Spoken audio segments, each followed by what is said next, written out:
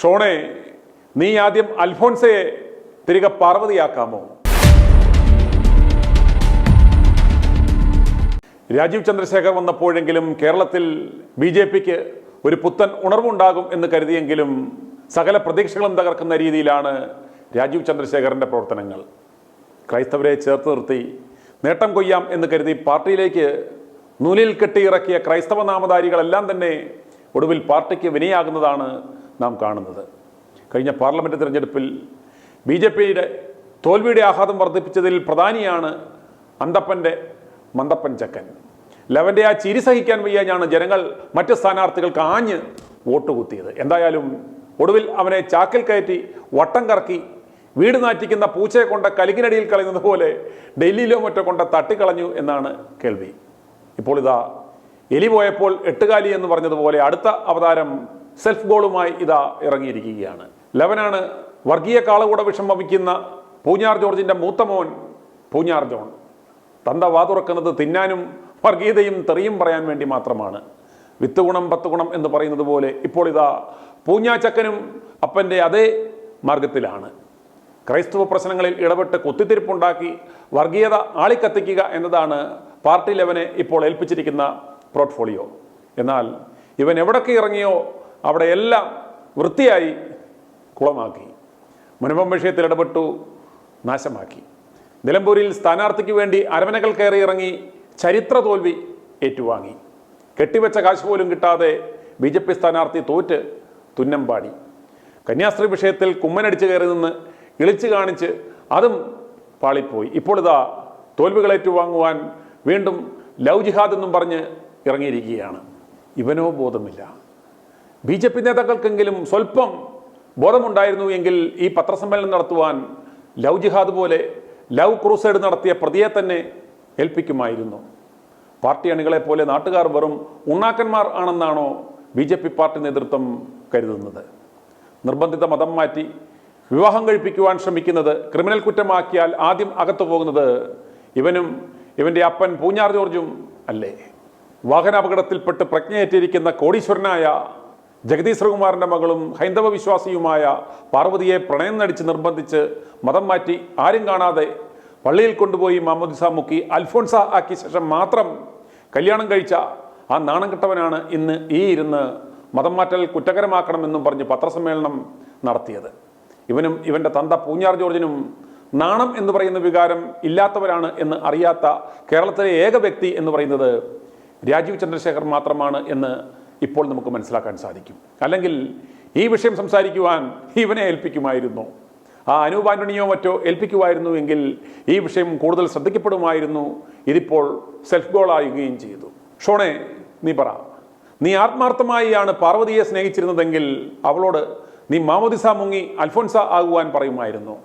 ഇനി നിന്റെ അപ്പൻ പൂഞ്ഞാ ജോർജാണ് നിന്നെ നിർബന്ധിച്ചതെങ്കിൽ നിനക്ക് നിന്റെ തന്തയോട് മുഖത്ത് നോക്കി പറയാൻ മേലായിരുന്നു, അവളെ ഞാനാണ് കിട്ടുന്നത്, അവളുടെ മതത്തിലും ദൈവത്തിലും വിശ്വസിക്കും, അവളെ തന്നെ ഞാൻ ഭാര്യയായി സ്വീകരിക്കും എന്ന്.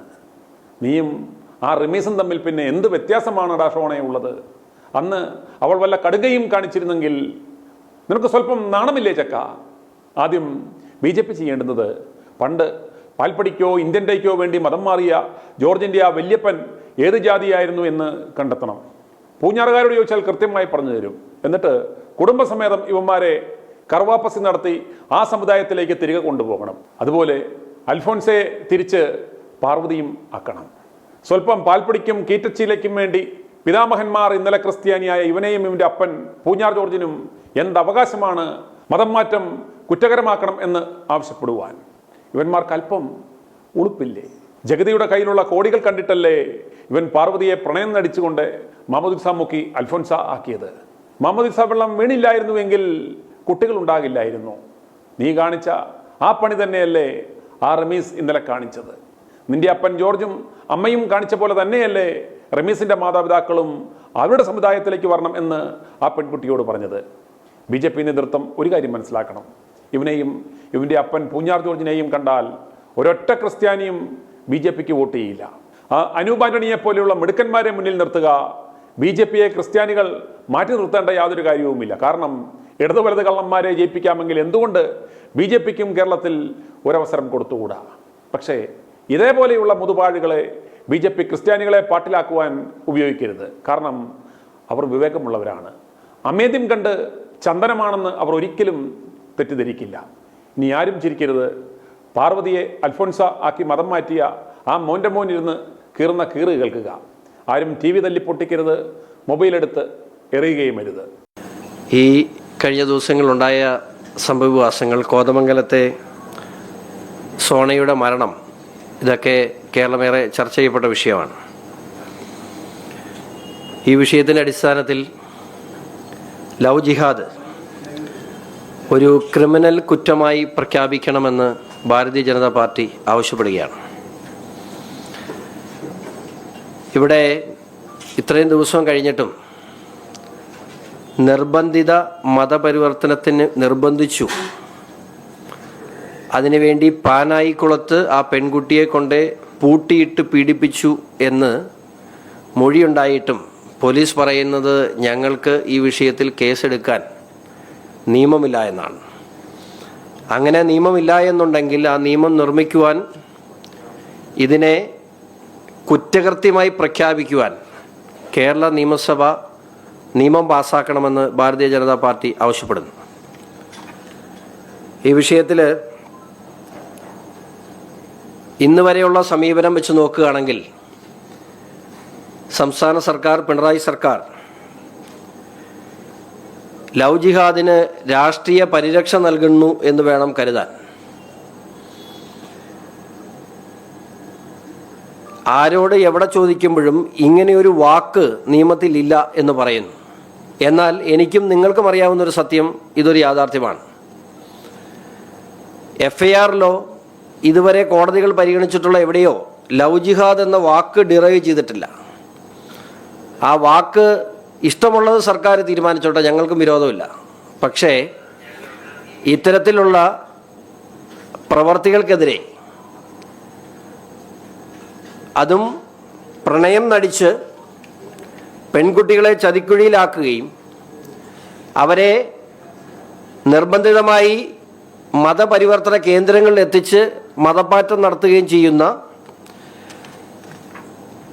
നിലപാടിനെ അംഗീകരിക്കാൻ കഴിയുന്നതല്ല.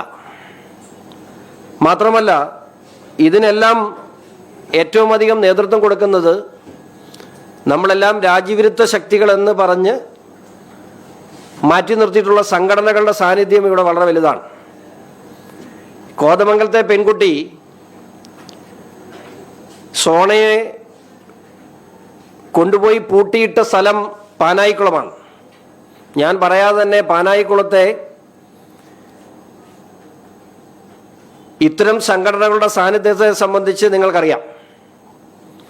അവിടെ നടന്ന സിമി ക്യാമ്പിനെ കുറിച്ച് നമുക്കറിയാം. അവിടെ ഇപ്പോഴും സജീവമായിട്ടുള്ള ഇത്തരം സംഘടനകളുടെ PFI പോലെയുള്ള നിരോധിത സംഘടനകളുടെ സാന്നിധ്യം പാനായിക്കുളത്തുണ്ട് എന്ന് നിങ്ങൾക്കറിയാം. മാത്രമല്ല, ആ പെൺകുട്ടിയുടെ മൊഴി അനുസരിച്ച് ഈ അറസ്റ്റ് ചെയ്യപ്പെട്ട ചെറുപ്പക്കാരൻ്റെ ബന്ധുക്കൾ മാത്രമല്ല, മറ്റു ചിലരും ഈ പെൺകുട്ടിയെ മതം മാറാൻ നിർബന്ധിക്കാൻ അവിടെ ഉണ്ടായിരുന്നു എന്ന് വ്യക്തമാണ്. പോലീസ് ഈ നിമിഷം വരെയും ആ വിഷയത്തിൽ അന്വേഷണം നടത്തിയിട്ടില്ല. മാത്രമല്ല, ഈ പെൺകുട്ടിയുടെ മരണശേഷം 2-3 ദിവസം ഈ റമീസിൻ്റെ മാതാപിതാക്കൾ ആ വീട്ടിലുണ്ടായിരുന്നു.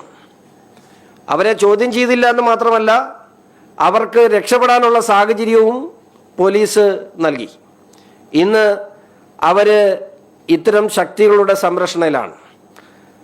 അവരെ ഇപ്പോൾ ഒളിവിൽ താമസിക്കുന്നത് PFIയുടെ സംരക്ഷണയിലാണ് അവരെന്നാണ് നമുക്കറിയാൻ കഴിഞ്ഞത്. ഇനി പോലീസിന് അവരെ ലഭിക്കണമെങ്കിൽ പോപ്പുലർ ഫ്രണ്ടിനോട് സംസാരിക്കേണ്ട ഗതികേടിലാണ്.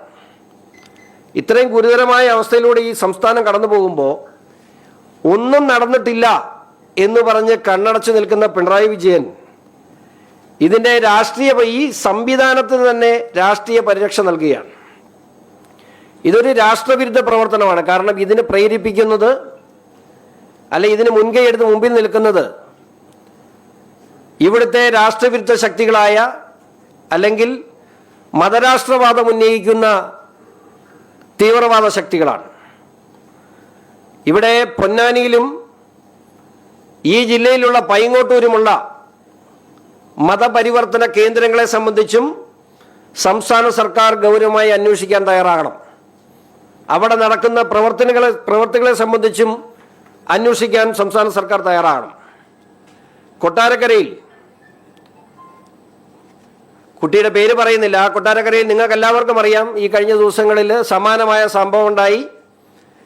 അതിൽ പരാതി ലഭിച്ചിട്ട് FIR ഇട്ടു. ഈ നിമിഷം വരെയും പ്രതിയെ പിടിക്കാൻ തയ്യാറായിട്ടില്ല. പക്ഷേ ആ FIRലും കൊട്ടാരക്കരയിലുള്ളത് സെക്ഷൻ 296B, 351, 78 പോസ്കോ. അവിടെയും ഒരു അംഗവൈകല്യമുള്ള പെൺകുട്ടിയെ ഇത്തരത്തിൽ വലിയ രീതിയിൽ ഭീഷണിപ്പെടുത്തി ഇതിന് ശ്രമിച്ചിട്ടും പോലീസിനിടാൻ വകുപ്പില്ല. അപ്പോൾ കേരള നിയമസഭ ഈ വിഷയത്തിൽ ഗൗരവമായി ചർച്ച ചെയ്യുകയും ഈ വിഷയത്തിൽ നിയമനിർമ്മാണത്തിലൂടെ ഇവിടെ ഈ കേരളത്തിലെ പെൺകുട്ടികൾക്ക് സംരക്ഷണം ഒരുക്കുവാൻ വേണ്ട നടപടി നിയമനിർമ്മാണത്തിലൂടെ, അപ്പോൾ ഈ ലവ് ജിഹാദ് എന്നുള്ള പേരിടാൻ കഴിയുന്നില്ല എങ്കിൽ ഇഷ്ടമുള്ള പേരിട്ടോട്ടെ. അപ്പോൾ അതാണ് പ്രശ്നമെങ്കിൽ സംസ്ഥാന സർക്കാർ ഇഷ്ടമുള്ള പേരിട്ടോട്ടെ. പക്ഷേ ഇപ്പോൾ നമ്മുടെ മുമ്പിൽ തെളിവായി നിൽക്കുന്ന, നമ്മുടെ മുമ്പിൽ ദൃക്സാക്ഷിയായി, നമ്മുടെ മുമ്പിൽ ഒരു പ്രകടമായ തെളിവായി സോണ നിൽക്കുകയാണ്. സോണയുടെ മരണമൊഴി നിൽക്കുകയാണ്. സോണ അവസാനമായി കൂട്ടുകാരിയോട് പറഞ്ഞ മൊഴികൾ നിൽക്കുകയാണ്. ഈ സത്യങ്ങളുടെ മുമ്പിൽ ഇനിയെങ്കിലും സർക്കാർ കണ്ണു തുറന്ന് പ്രവർത്തിച്ചില്ല എങ്കിൽ ഈ നാട് വലിയൊരു അപകടത്തിലേക്കാണ് പോകുന്നതെന്നുള്ള കാര്യത്തിൽ ആർക്കും സംശയമില്ല. ജോസഫ് മാഷിന്റെ കൈവെട്ടിയ കേസിലെ പ്രതികൾ ഈ റമീസിന്റെ കുടുംബവുമായി അടുത്ത ബന്ധമുള്ളവരാണ്. ഇത് എൻ്റെ ജ്ഞാനത്തിൽ നിന്ന് വന്നുള്ളതല്ല, അവിടെ നാട്ടിൽ ചോദിച്ചാൽ എല്ലാവർക്കും അറിയാം. പ്രത്യേകിച്ച് ഈ വിഷയത്തിൽ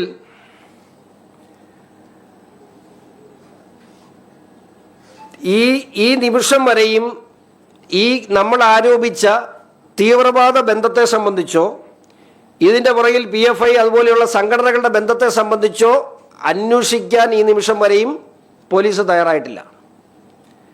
ആ കുടുംബം NIA-യുടെ അന്വേഷണം വേണമെന്ന് മുഖ്യമന്ത്രിയോട് ആവശ്യപ്പെട്ടിട്ടുണ്ട്. അപ്പോഴെങ്കിലും കേരള പോലീസ് ആ ആംഗിളിലേക്ക് അന്വേഷിക്കാൻ ഈ നിമിഷം വരെയും തയ്യാറായിട്ടില്ല.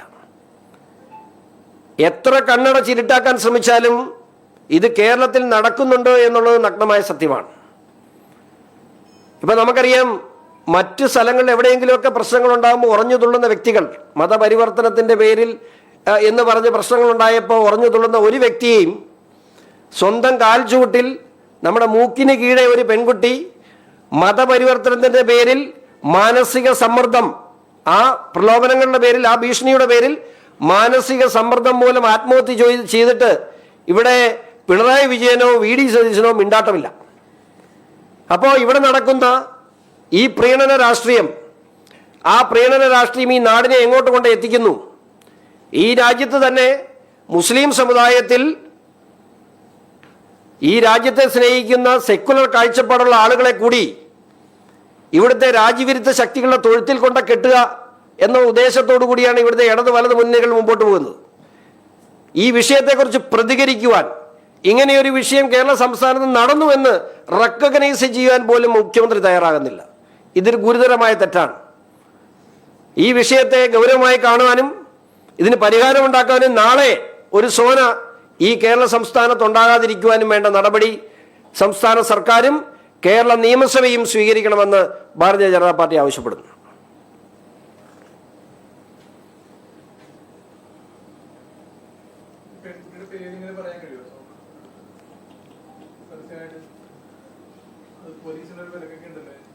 ഇതുവരെ അങ്ങനെ ഒരു ഡയറക്ഷൻ വന്നില്ല. അങ്ങനെ ഒരു ഡയറക്ഷൻ പത്രങ്ങളിലൂടെ ഞാൻ വായിച്ചില്ല. ഉണ്ടെങ്കിൽ, അങ്ങനെ ഒരു ഡയറക്ഷൻ ഉണ്ടെങ്കിൽ പെൺകുട്ടിയുടെ പേര് നിങ്ങൾ എൻ്റെ ഇതിൽ നിന്നും ഒഴിവാക്കണം, അല്ലെങ്കിൽ പ്രസ്സിൽ പത്രങ്ങളിൽ നാളെ വരുമ്പോൾ പേര് ഒഴിവാക്കണമെന്ന് അഭ്യർത്ഥിക്കുന്നു. ഡയറക്ഷൻ ഞങ്ങൾ പത്രങ്ങളിലൂടെയൊന്നും അറിഞ്ഞില്ല കേട്ടോ.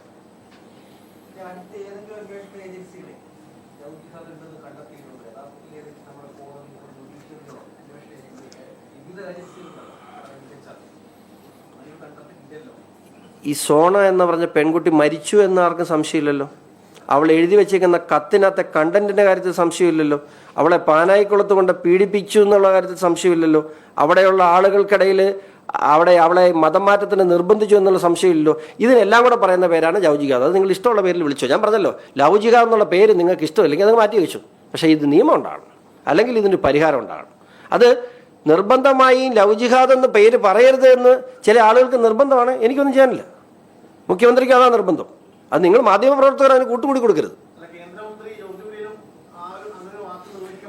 ഞാൻ ഇതിനു മുമ്പ് പല പ്രാവശ്യം പറഞ്ഞിട്ടുണ്ട്. കേന്ദ്രമന്ത്രി ജോർജ് കുര്യൻ, കേന്ദ്രമന്ത്രി സുരേഷ് ഗോപി, ഇവർക്കൊക്കെ ആ ഒരു വാക്ക് പറയണമെങ്കിൽ അത് നിയമത്തിൽ എഴുതി ചേർക്കണം. അത് ചേർക്കണമെന്നാണ് നമ്മളിപ്പോൾ പറയുന്നത്.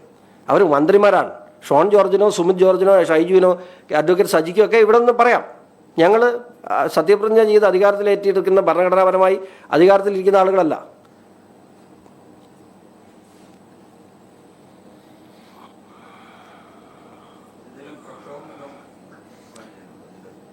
ഇതേ തുടർന്ന് ഈ കഴിഞ്ഞ 3 ദിവസങ്ങളിലും Bharatiya Janata party കോതമംഗലത്തും state wide മഹിളാ മോർച്ചയുടെ നേതൃത്വത്തിൽ സ്റ്റേറ്റ് വൈഡ് മിനിങ്ങാന്ന് പ്രതിഷേധമുണ്ടായിരുന്നു. പാർട്ടി അവിടെ കോതമംഗലത്ത് പോലീസ് സ്റ്റേഷൻ മാർച്ച് ഉൾപ്പെടെയുള്ള കാര്യങ്ങൾ സംഘടിപ്പിച്ചു. ഇനിയുള്ള ദിവസങ്ങളിൽ മൈനോറിറ്റി മോർച്ച തിങ്കളാഴ്ച. അതെ, ഞങ്ങൾ അത് കോതമംഗലത്ത് മാത്രമല്ല സംസ്ഥാനത്തുടനീളം ഇതുമായി ബന്ധപ്പെട്ടുള്ള പ്രതിഷേധ പരിപാടികൾ സംഘടിപ്പിക്കാൻ തീരുമാനിച്ചു. മൈനോറിറ്റി മോർച്ച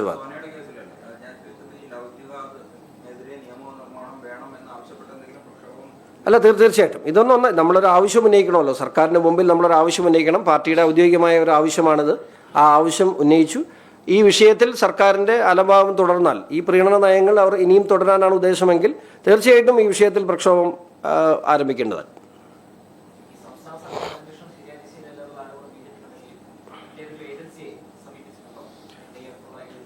അല്ല, അത്തരം കാര്യങ്ങൾ ഞങ്ങൾ സംസ്ഥാന സർക്കാരിനോട് ഞങ്ങൾ ആവശ്യം ഉന്നയിക്കുന്നു. അവരുടെ ഭാഗത്തുനിന്ന് കൃത്യമായ നിലപാടുണ്ടായില്ലെങ്കിൽ പാർട്ടിക്ക് ചെയ്യാൻ പറ്റുന്ന കാര്യങ്ങൾ തീർച്ചയായിട്ടും ചെയ്യും.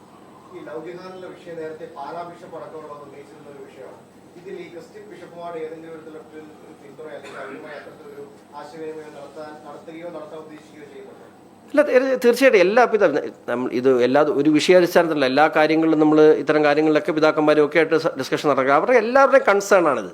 2009 ഇത് ഇപ്പോഴൊന്നുമല്ല, 2009 KCBC ജാഗ്രതാ സമിതി ഈ വിഷയത്തിൽ ലവ് ജിഹാദ് എന്ന് പറഞ്ഞ് തന്നെ ഇടയിലേഖനം ഇറക്കിയിട്ടുണ്ട്. നിങ്ങൾക്ക് എല്ലാവർക്കും അറിയാം, നിങ്ങളെല്ലാം കയ്യിലുള്ളതാണ്. അപ്പോൾ ഇത് ഒരു ചെറിയ കൺസേൺ അല്ലത്. പക്ഷേ പാലാ പിതാവ് കല്ലറങ്ങാട്ട് പിതാവ് ചെയ്തപ്പോൾ ഉണ്ടായ അനുഭവം എന്താണ്? പീഡിപ്പിക്കുകയല്ലേ, ഭയപ്പെടുത്തുകയല്ലേ. കല്ലറങ്ങാട്ട് പിതാവ് ഒന്ന് പറഞ്ഞു, പിറ്റേ ദിവസം രാവിലെ കല്ലറങ്ങാട്ട് പിതാവിൻ്റെ പാലാ രൂപത ആസ്ഥാനത്തേക്ക് കുറുവടിയായിട്ട് ആയിരക്കണക്കിന് PFI പ്രവർത്തകർ മാർച്ച് ചെയ്തു. സ്വാഭാവിക പിതാക്കന്മാരല്ലേ ഇത്തരം കോൺട്രവേഴ്സിയിലോ അല്ലെങ്കിൽ ഈ യുദ്ധത്തിനോ വാക്പോരിനോ ഒന്നും നിൽക്കില്ല. ഇപ്പോൾ കഴിഞ്ഞ ദിവസം പാമ്പ്ലാനി പിതാവിനെതിരെ നടന്നത് എന്താ? പാമ്പ്ലാനി പിതാവ് BJP ചെയ്ത നല്ല കാര്യത്തെ ചൂണ്ടിക്കാണിച്ചു. അതിൻ്റെ തലേ ദിവസം BJP ഏറ്റവും അധികം വിമർശിച്ച ആളാണ് പിതാവ് ചൂണ്ടിക്കാണിച്ചു. പിതാവിനെതിരെ CPMൻ്റെ സംസ്ഥാന സെക്രട്ടറിയാണ് രംഗത്തെത്തിയത്. പിന്നെ ആരെങ്കിലും BJPയെക്കുറിച്ച് നല്ലത് പറയാൻ പിന്നെ രംഗത്ത് വരുമോ? കാരണം BJP ചെയ്യുന്ന നല്ല കാര്യങ്ങളെ ചൂണ്ടിക്കാണിക്കുന്നവരെ ഒറ്റപ്പെടുത്തി ആക്രമിക്കുക എന്നുള്ള CPMൻ്റെ ശൈലിയാണ്. കോൺഗ്രസ് ഒരു മോശമല്ല. ഈ പാലാപിതാവിനെ അറസ്റ്റ് ചെയ്യണമെന്ന് പറഞ്ഞ ആളാണ് വി ഡി സതീശൻ. ഈ വിഷയത്തിൽ ഇത് തുറന്ന് പറഞ്ഞതിൻ്റെ പേരിൽ പബ്ലിക് മീറ്റിങ്ങിലല്ല, പബ്ലിക്കിനോടല്ല, കുറവലങ്ങാട് പള്ളിയിൽ വിശ്വാസികളോട് സൂക്ഷിക്കണമെന്ന് പറഞ്ഞതിൻ്റെ പേരിൽ അദ്ദേഹത്തെ അറസ്റ്റ് ചെയ്യണമെന്ന് പറഞ്ഞ ആളാണ് V D Satheesan.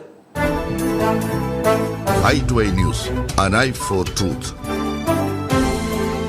i2i News subscribe ചെയ്തിട്ടില്ലാത്തവർ ഇപ്പോൾ തന്നെ സബ്സ്ക്രൈബ് ചെയ്യുക. നോട്ടിഫിക്കേഷൻ ലഭിക്കുവാൻ ബെൽ ബട്ടണും അമർത്തുക.